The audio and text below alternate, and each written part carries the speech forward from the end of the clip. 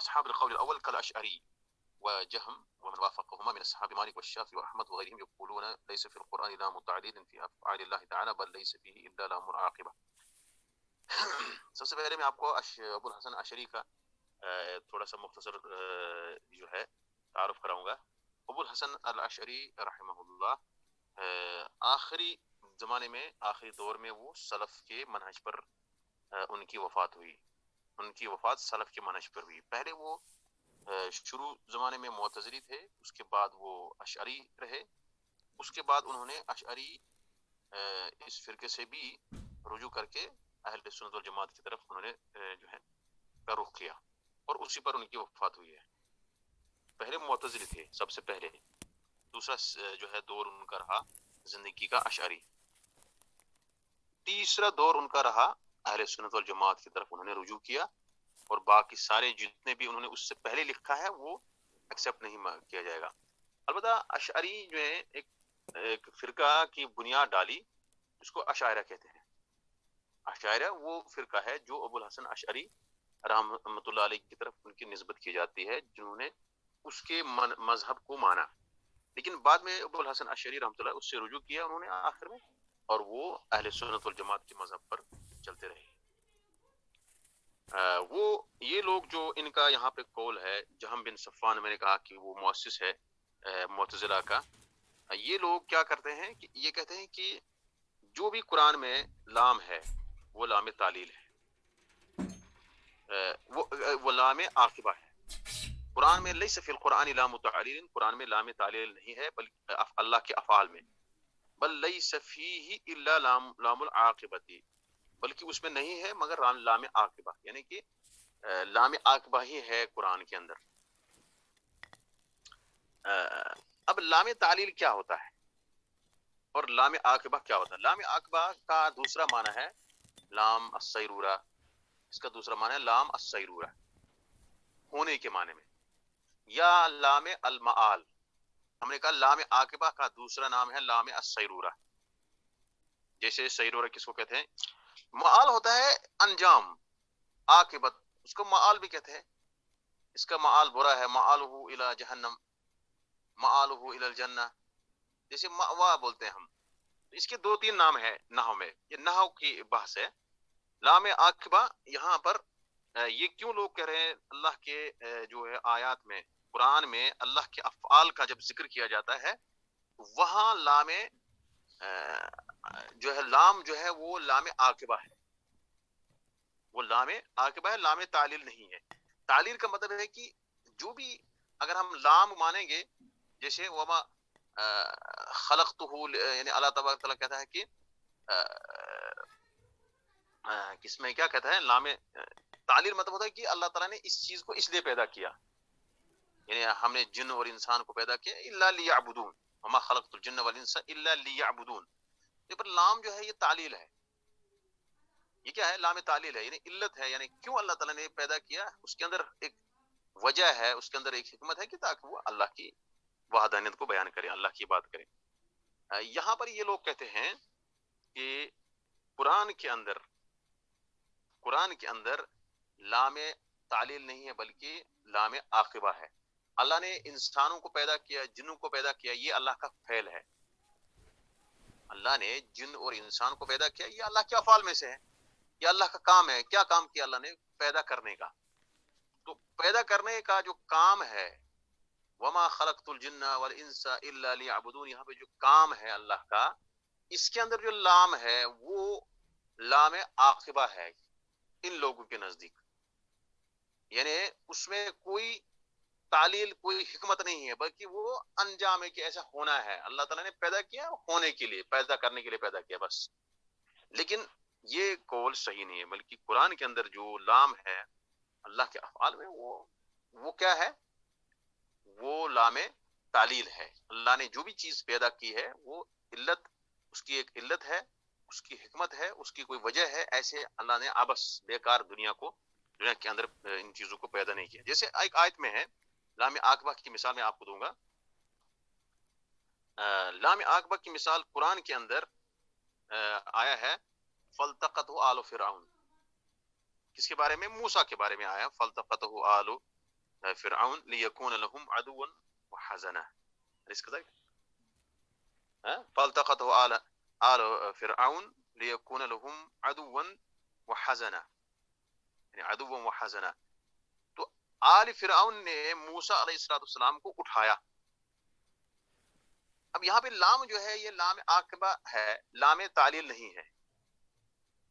کیا لام عاقبہ اور لام تعلیل مطلب کیا ہے کہ التقاط جو ہوا ہے یہاں پہ جو التقاط ہوا ہے یہ لام جو ہے لیکون تاکہ ہو جائے لہم عدون ان کے لیے دشمن، وحزنا اور غم کا باعث.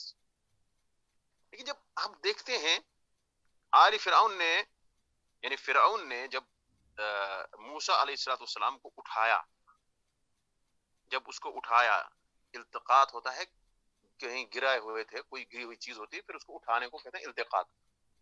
جب آل فرعون نے موسیٰ علیہ السلام کو اٹھایا تو ان کا مقصد کیا تھا؟ تاکہ وہ ان کے لیے اچھا باعث خیر بنے ان کے لیے وہ.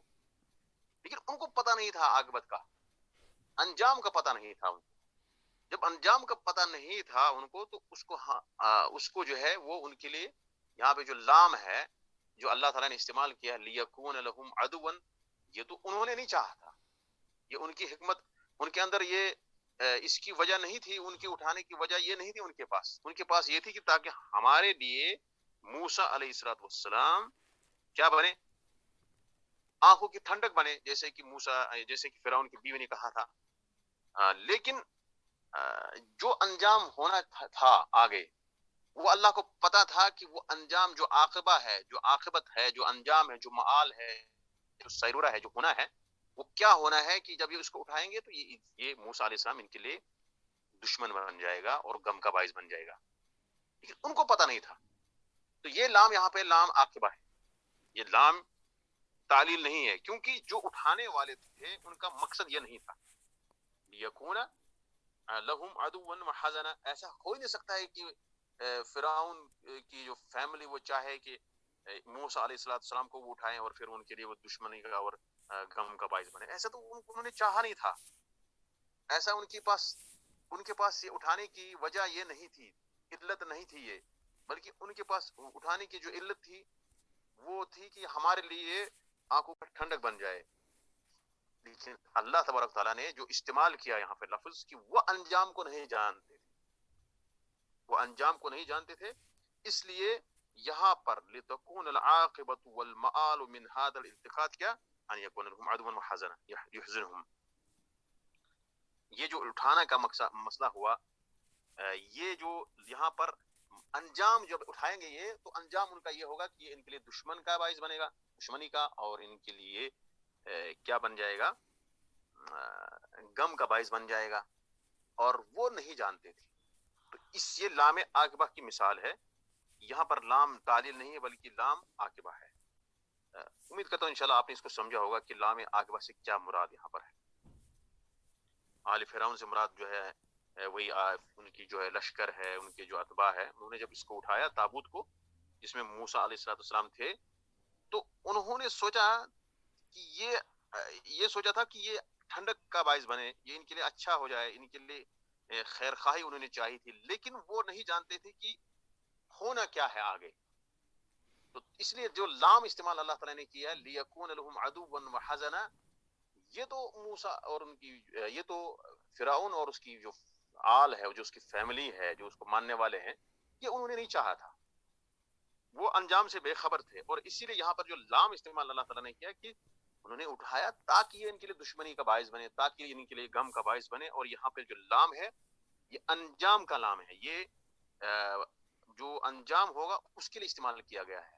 یہ کوئی اس وجہ سے استعمال نہیں کیا، اس لیے نہیں استعمال کیا گیا کہ انہوں نے اسی وجہ سے اٹھایا تاکہ ان کو دشمنی کا باعث بنے، کیونکہ ایسا ہو نہیں سکتا، یہ عقل کے بالکل مخالف ہے. کیوں موسیٰ علیہ السلام فرعون کے لوگ کہیں، بلکہ لام یہاں پر لام عاقبہ ہے، لام سیرورہ ہے، لام معال ہے، کیونکہ انہوں نے اس کو لیا تھا تاکہ وہ قرۃ عین، آنکھوں کی ٹھنڈک بن جائے ان کے لیے.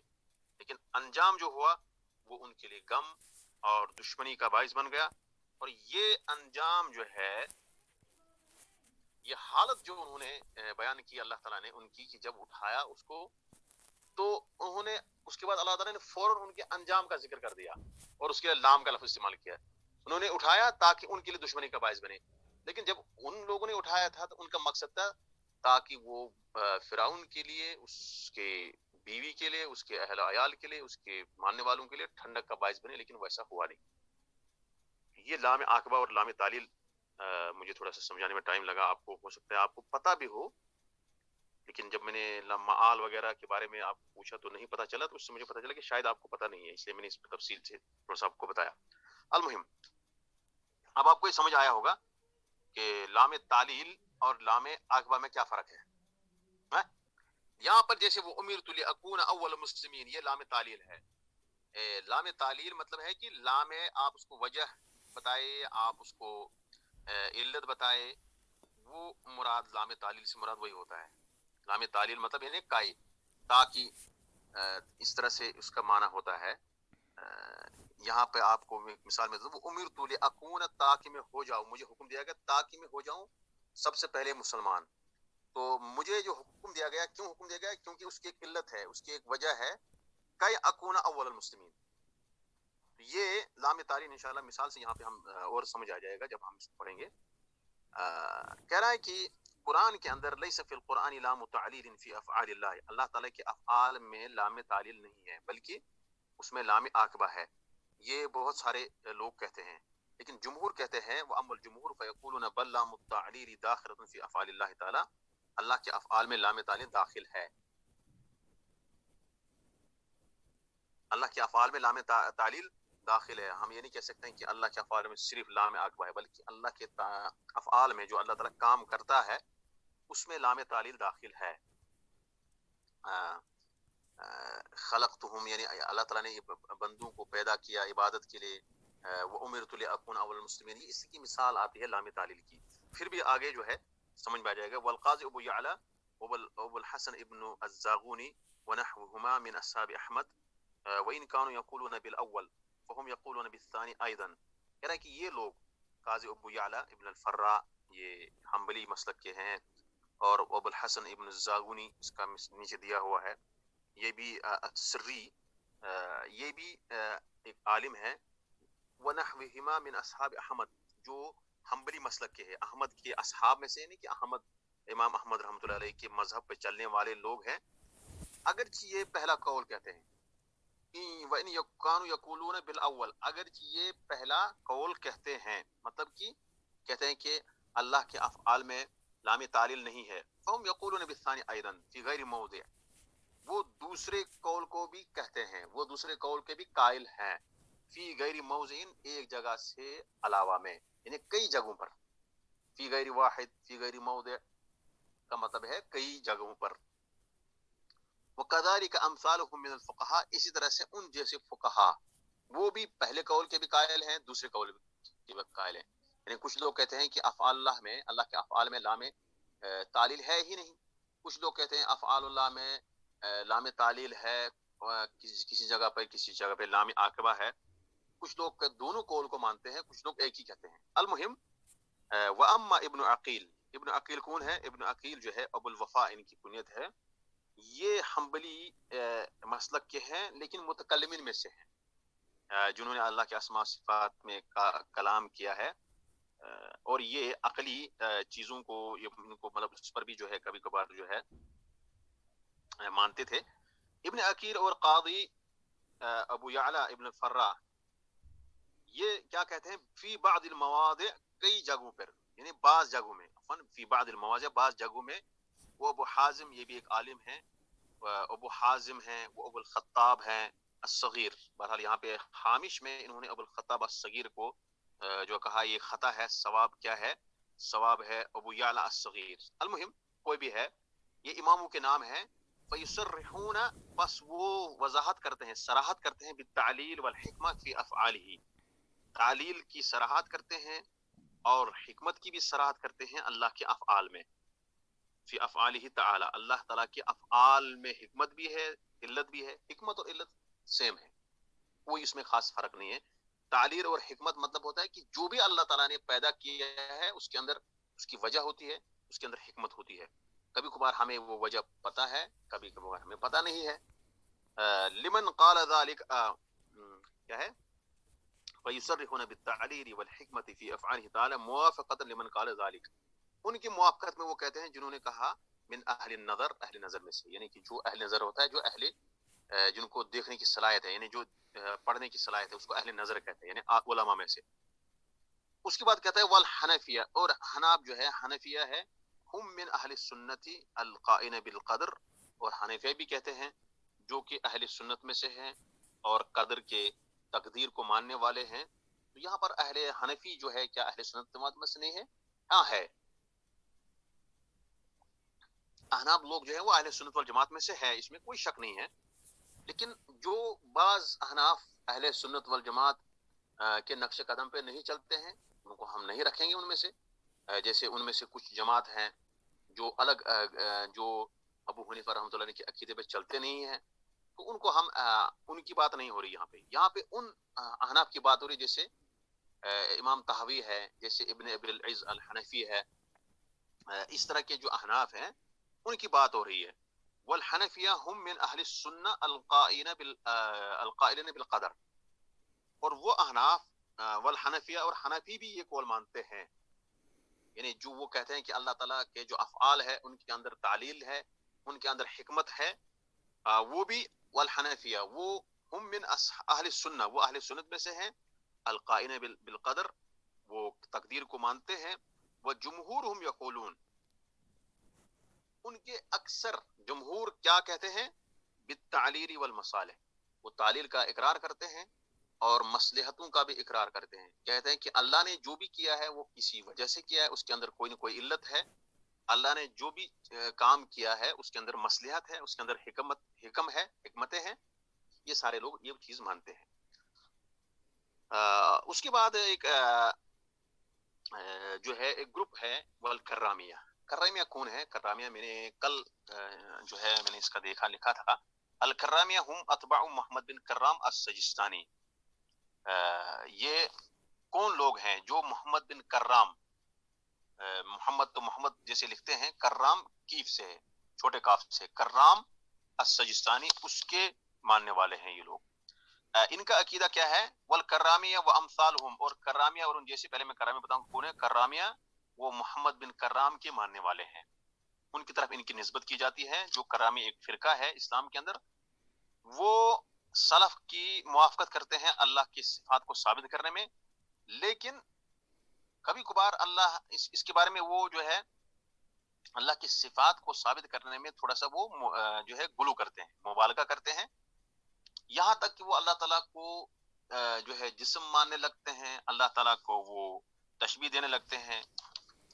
کیونکہ جب مبالغہ کوئی کرتا ہے اللہ کی, مطلب جیسے ہم کہتے ہیں اللہ تعالیٰ جو ہے اس کے کان ہے, اللہ تعالیٰ کی انگلیاں ہیں, اللہ تعالیٰ کا ہاتھ ہے, تو پھر وہ تشبیہ دینے لگتے ہیں جیسے بندوں کا ہاتھ ہے. اس طرح جو اہل سنت والجماعت نہیں دیتے ہیں, حالانکہ صفات کو ثابت کرتے ہیں, لیکن ثابت کرتے کرتے وہ تشبیہ اور تجسیم میں پڑ جاتے ہیں. اور اسی طرح سے وہ سلف کی موافقت کرتے ہیں قدر میں, تقدیر میں, اور وہ اللہ کو کے افعال میں حکمت کو مانتے ہیں. سب سے بڑی بات یہ ہے کہ یہاں جو انہوں نے کہا ہے اللہ تعالیٰ کی افعال میں حکمت ہے, جو ہمارا اس وقت موضوع بحث ہے, اس کو بھی وہ مانتے ہیں. لیکن معتزلہ کو وہ کی موافقت کرتے ہیں بعض چیزوں میں, جیسے کہ اللہ تبارک تعالیٰ کو ہم کیسے جانیں, اللہ کو کیسے پہچانیں. وہ کہتے ہیں ہم عقل سے اللہ کو پہچان سکتے ہیں, اور اسی طرح سے وہ کہتے ہیں کہ عقل سے ہم کسی چیز کی اچھائی اور برائی کو جان سکتے ہیں شرع سے پہلے, شریعت سے پہلے.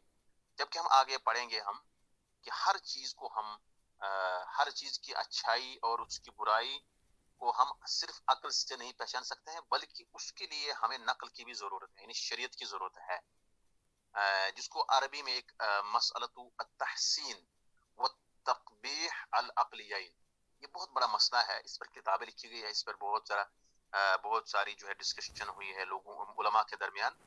کیا ہم کسی چیز کی اچھائی کو, اس کی اچھائی اور اس کے قبح یعنی برائی کو ہم عقل سے جان سکتے ہیں؟ خالی عقل سے نہیں, خالی عقل سے ہم نہیں جان سکتے ہیں. تو اس وجہ سے ہاں ہاں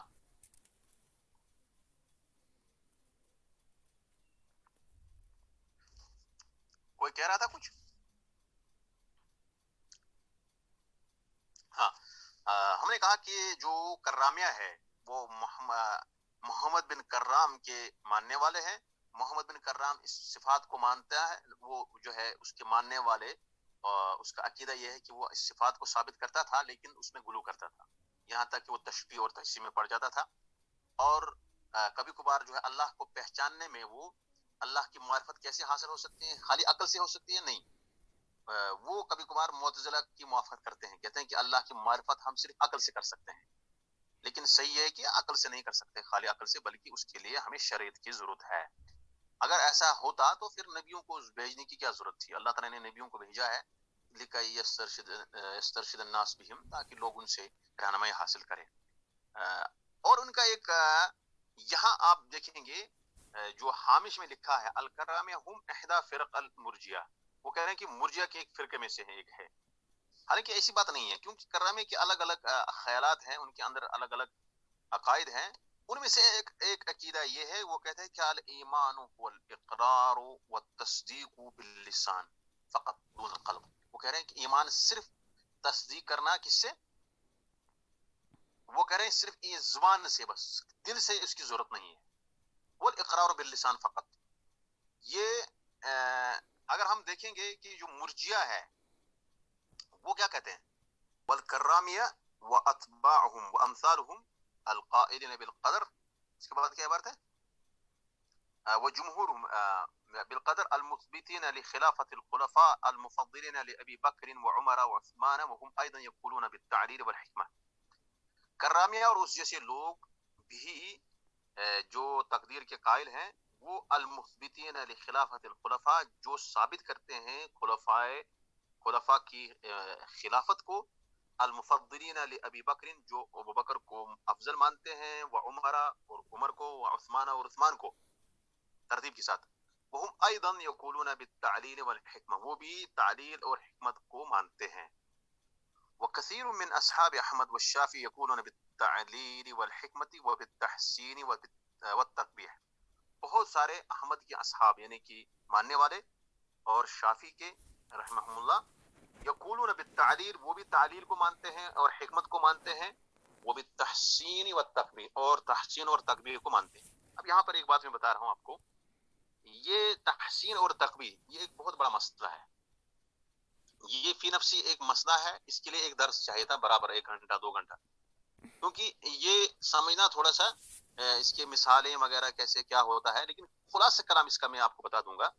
تحسین کا مطلب ہوتا ہے کسی چیز کو اچھا سمجھنا. حسنہ، اس کو حسن یحسن تحسین، کسی چیز کو اچھا سمجھنا. قبح یقبح تقبیح، کسی چیز کو برا سمجھنا، قبیح سمجھنا. آپ کسی آدمی کو خوبصورت سمجھتے ہیں، یہ تو تحسین ہو گیا. کسی آدمی کو آپ بدصورت سمجھتے ہیں، یہ تو تقبیح ہوگی. کسی چیز کو آپ اچھا سمجھتے ہیں، یہ تحسین ہوگی. کسی چیز کو آپ مطلب برا سمجھتے ہیں، یہ تقبیح ہوگی. یہ ایک مسئلہ ہے، کیا شریعت کے اندر کوئی چیز ہم اس کو اچھا مانیں یا برا مانیں شریعت کے بغیر یا نہیں مانیں.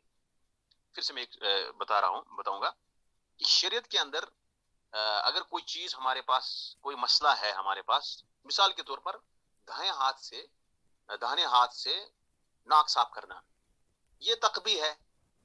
کیا یہ عقل سے ہم نے مانا کہ یا ہم نے نقل اس کے لے لیا؟ دائیں ہاتھ سے کوئی آدمی ناک صاف کر رہا ہے، کیا ہم اس کو برا مانیں گے شریعت کی نظر سے، یا ہم اس کو صرف عقل کے بلبوتے پر اس کو برا مانیں گے؟ میں آپ سے سوال کرتا ہوں. عقل کے بلبوتے. جی، ہمارے پاس ایک طالبہ ہے یہاں پہ، اسماء اوپر، اور اس کے بعد ہے سریا، اس کے بعد ہے بلقیس رشید. بلقیس جو ہے بالکل بات نہیں کر رہی ہے، نہ کوئی مشارکہ کر رہی ہے. اس طرح سے سمیہ تو کل کر رہی تھی، آج تو اس میں طیبہ ہے نہیں. یہ طیبہ ہے، تو مشارکہ کیجئے نا آپ. میں آپ کو بتا رہا ہوں کہ اگر کوئی شخص دائیں ہاتھ سے کوئی شخص ناک صاف کر رہا ہے، یہ تو تقبیح ہے، یہ تو قبیح ہے. تو اب اسی طرح سے کچھ چیزیں ایسی ہیں کہ جس کو ہم عقل سے سمجھتے ہیں، کچھ چیزیں ایسی ہیں جس کو ہم نقل سے سمجھتے ہیں. لیکن صحیح مسئلہ کیا ہے اس حدیث میں؟ اس مسئلے میں یہ ہے کہ جو کچھ لوگ جو مطلب گمراہ فرقے ہیں وہ کہتے ہیں کہ جو تحسین اور تقبیح ہے یہ ہم صرف عقل سے سمجھ سکتے ہیں، ہمیں عقل سے اس کو ہمیں ماننا ہے بس. وہ کہتے ہیں کہ تحسین اور تقبیح جو ہے صرف عقل سے ہم اس کو جان سکتے ہیں. دوسری جماعت یہ ہے کہ انہوں نے کہا کہ تحسین اور تقبیح جو ہے یہ ہم صرف شریعت سے نقل سے ہم اس کو جانیں گے. لیکن راجح قول یہ ہے کہ تحسین اور تقبیح جو ہے یہ تو ہم شریعت سے جانتے ہیں، لیکن کچھ چیزیں ایسی ہیں جو ہم اس کو عقل سے بھی جان سکتے ہیں. تحسین اور تقبیح عمومی طور پر یہ ہمیں شریعت میں دیکھنا ہے، یہ ہمیں شریعت بتائے گی کہ یہ چیز بری ہے، یہ چیز اچھی ہے عمومی طور پر، لیکن جزئیات میں ہم عقل سے بھی کام لے سکتے ہیں. یعنی عمومی طور پر جس چیز کو شریعت نے اچھا کہا ہم اس کو اچھا مانتے ہیں، جس چیز کو شریعت نے کہا برا ہم اس کو برا مانتے ہیں. لیکن یہ تو عمومی طور پر ہے، لیکن جزئیات میں ہم عقل سے بھی کچھ چیزوں کی اچھائی اور برائیوں کو جان سکتے ہیں. اتنا آپ یاد رکھیے، کیونکہ یہ مسئلہ پیچیدہ ہے، اس کو میں یہاں سمجھا نہیں سکتا ہوں. البتہ یہاں پر آیا وکثیر من اصحاب احمد والشافعی یقولون بالتعلیل والحکمہ، بہت سارے اصحاب احمد والشافعی وہ کہتے ہیں کہ اسلام کے اندر قرآن اللہ کے افعال میں علت ہے، اس کے اندر حکمت ہے، اور وہ سمجھتے ہیں کہ تحسین اور تقبیح کو بھی وہ مانتے ہیں. کیا تحسین اور تقبیح ہے؟ اگر اس میں انشاءاللہ موقع ملے ہمیں، میں آخر میں اس پر ایک کچھ 10-15 منٹ آپ کو مثالوں سے سمجھاؤں گا. فی الحال آپ اتنا یاد رکھیے جتنا میں نے آپ کو بتایا کہ شریعت میں ہم کسی بھی چیز کو مان سکتے ہیں.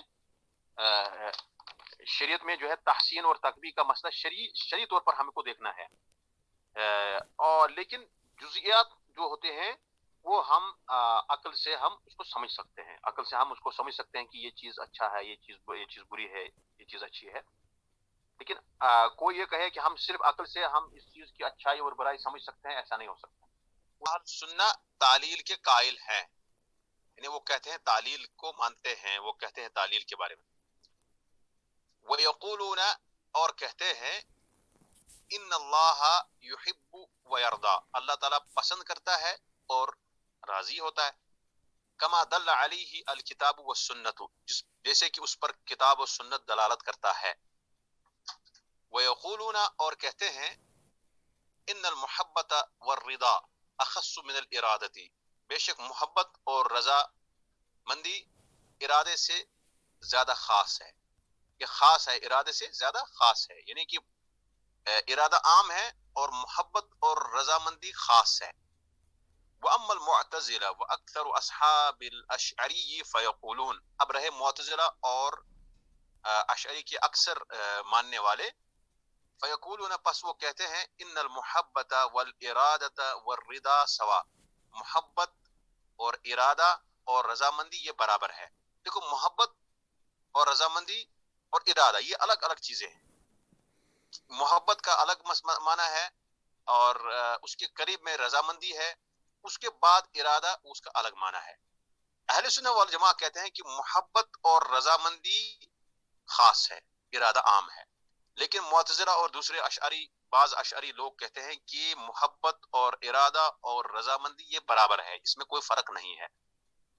فجمہور اہل سنت یقولون، اب اہل سنت کے جو جمہور ہے وہ کہتے ہیں ان اللہ لا يحب الکفر والفسوق والعصیان، اللہ تبارک تعالیٰ نہ کفر کو پسند کرتا ہے، نہ فسوق کو، نہ عصیان کو. کفر سے مراد کفر ہوتا ہے اور فسوق سے مراد گناہ ہوتے ہیں. فسوق سے مراد کیا ہے؟ فسوق سے مراد یعنی جمع فسق، الخروج عن الطاعہ، اور عصیان سے مراد جو ہے مخالفات ہیں، گناہ ہے. یہ اللہ تعالیٰ کو پسند نہیں ہے. ولا یرضاہ، اور نہ ہی اللہ تعالیٰ ان سے نہ محبت کرتا ہے اور نہ اللہ کو یہ پسند ہے، نہ اللہ تعالیٰ اس سے راضی ہوتا ہے. وَإِن كَانَ دَاخِلًا فِي مُرَادِهِ، اگرچہ یہ اللہ کے مراد میں، اللہ کے ارادے میں داخل ہے یہ چیزیں. اللہ تعالیٰ اس کا ارادے میں ہے، اللہ کے ارادے میں ہے یہ، لیکن اس کو اللہ پسند نہیں کرتا ہے. کما دخلت سائر المخلوقات، جیسے کہ سارے مخلوقات اللہ کے ارادے میں داخل ہے، اسی طرح یہ جو کفر ہے، فسوق ہے، عصیان ہے، یہ بھی اللہ کے ارادے میں داخل ہے. لیکن اللہ تبارک تعالیٰ نہ ان کو پسند کرتا ہے محبت کرتا ہے ان سے، یعنی اللہ تعالیٰ کو نہ یہ کفر اور فسوق عصیان پسند ہے، اور نہ ہی اللہ تبارک تعالیٰ اس کو رضامندی ہے اللہ کی اس میں. لیکن اللہ کے ارادے میں یہ چیز داخل ہے. وَإِن كَانَ دَاخِلًا فِي مُرَادِهِ، اگر یہ اللہ کے ارادے میں، اللہ کی مراد میں، اللہ کے ارادے میں داخل ہے. کما دخل سائر المخلوقات، جیسے کہ اللہ کے ارادے میں تمام مخلوقات داخل ہے. اللہ تعالیٰ نے سانپ کو پیدا کیا، اللہ تعالیٰ نے جو ہے موذی جانوروں کو پیدا کیا، انسانوں کو بھی پیدا کیا، کسی کو اللہ تعالیٰ نے کوئی مطلب کسی ایسے جانوروں کو پیدا کیا، لیکن اللہ تبارک تعالیٰ اس کو پسند نہیں کرتا ہے، اس کے کام کو، اس کی چیزوں کو پسند نہیں کرتا، لیکن اللہ کے ارادے میں یہ ساری چیزیں ہیں. لما فی ذالک، کیوں؟ من الحکمہ، کیونکہ اس بارے میں جو حکمت ہے، اس بارے میں اللہ تعالیٰ نے کیوں مطلب جو ہے ان ساری چیزوں کو، سارے مخلوقات کو پیدا کیا جو دنیا کے اندر جتنی بھی مخلوقات ہے. کچھ پسند نہیں اللہ کو، اللہ تعالیٰ کو کچھ پسند نہیں ہے. اللہ تعالیٰ کو مسلمان جو ہے پسند ہے، لیکن کفار پسند نہیں ہے. لیکن پیدا کرنے والا اللہ ہی ہے، اللہ کے ارادے میں یہ سارے تھے، ان کو پیدا کیا اللہ نے ان سب کو اس کے ارادے میں ہے. لما فی ذالک من الحکمہ، کیونکہ اس میں اللہ کی حکمت ہے. وہوا وَإِن كَانَ شَرًّا بِالنِّسْبَةِ إِلَى الْفَاعِلِ، وہ اگر فاعل کرنے والے کے نسبت، یعنی کرنے والے کے اعتبار سے اگر وہ شر ہے، فَلَيْسَ كُلُّ مَا كَانَ شَرًّا بِالنِّسْبَةِ إِلَى شَخْصٍ يَكُونُ عَدِيمُ الْحِكْمَةِ، بس ہر وہ چیز جو کسی شخص کے اعتبار سے برا ہے، بری چیز ہے، وہ اس کا یہ مطلب نہیں کہ اس کے اندر حکمت نہیں ہے، وہ عدیم الحکمہ ہے. بل للہ فی مخلوقات حکم، بلکہ اللہ کے لیے اپنی مخلوقات میں حکمتیں ہیں، حکم ہے، مسالے ہیں. قد یعلمها الناس، کبھی کبھار لوگ اس کو جانتے ہیں، وقد لا یعلمها، کبھی کبھار اس کو نہیں جانتے ہیں. اللہ نے ریچھ کو پیدا کیا، وہ انسانوں کو مارتا ہے، انسان کو اگر ریچھ پڑے گا مار دے گا.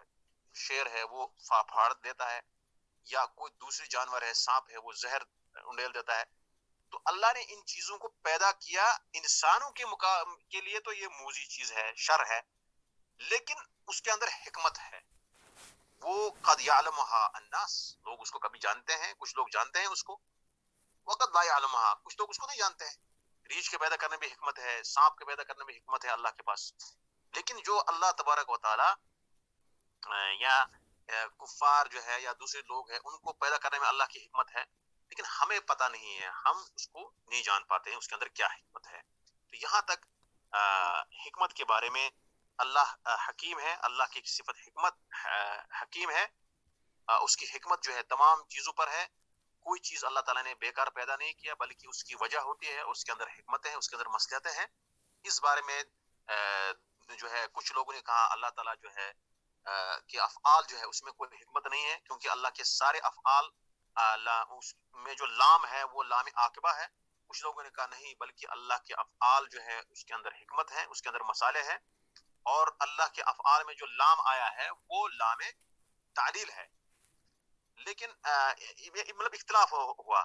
تو خلاصہ کلام یہ ہے کہ اہل سنت والجماعت یہ کہتے ہیں کہ اللہ تعالیٰ نے جس چیز کو بھی پیدا کیا ہے وہ حکمت اس کے اندر ہے. جیسے آپ نے پڑھا ہوگا everything created by nature nothing is useless. ہر چیز جو ہے اللہ نے پیدا کی ہے، کوئی چیز بیکار نہیں ہے. ہر چیز، ہر جانور، ہر چیز جو دنیا کے اندر ہے اس کا کچھ نہ کچھ کام ہے، اس کا کچھ نہ کچھ کام ہے.